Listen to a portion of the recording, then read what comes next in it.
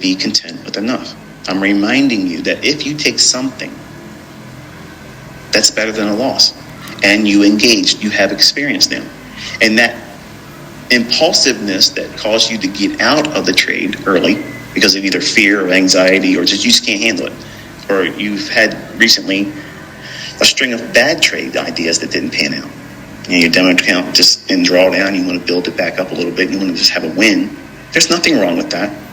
There's nothing. It's actually one of the better things to do is as soon as you feel like you're feeling anxious after a losing streak and you feel that tendency, I got to close it, I feel nervous, close it. And then watch the rest of it. And then log it like you took the whole trade. And then remind yourself that my idea panned out and I had to leave the position because I'm growing in my trust. Now, notice that I said those words and not, I can't believe I bailed on this trade again. I'm so stupid. This is so dumb of me. I'm never going to get this. I'm so frustrated. You see the difference? And that's why I don't like to see people doing that in their tweets to me, because if they screw up, how you handle your screw up, your mistake, is going to set the path for you in your development and your consistency. Because if you're impulsive and then you get a bad result, something that was not what you were hoping for, and as an adverse effect of the decision making that you had, that's going to create or invite the opportunity for you to give yourself negative confirmations.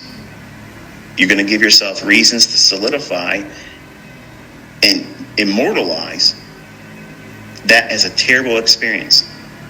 It was painful. It was embarrassing. You didn't do what you were supposed to do. Versus, okay, this is what I did. This is why I did it, and this was the aim of why I was doing it, and it's not a bad thing. Now, if you do something impulsively, and you had a stop loss, and then you change the stop loss and start moving it around like a neophyte and opening it up more.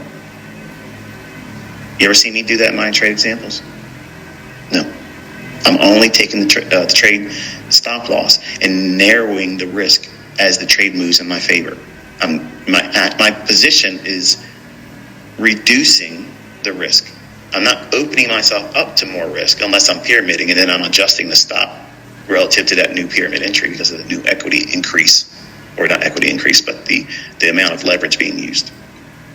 But I'm actively managing that stop. But in this example, if you were to take a trade and you move the stop loss to a larger risk because you are afraid that you're going to get stopped out, that is something that you need to tell yourself. If you get stopped out with the larger stop loss being hit, you need to go into your journal and say, I made the mistake of not following the rules about opening my stop loss up. And this was a reminder of why the rules are to be followed.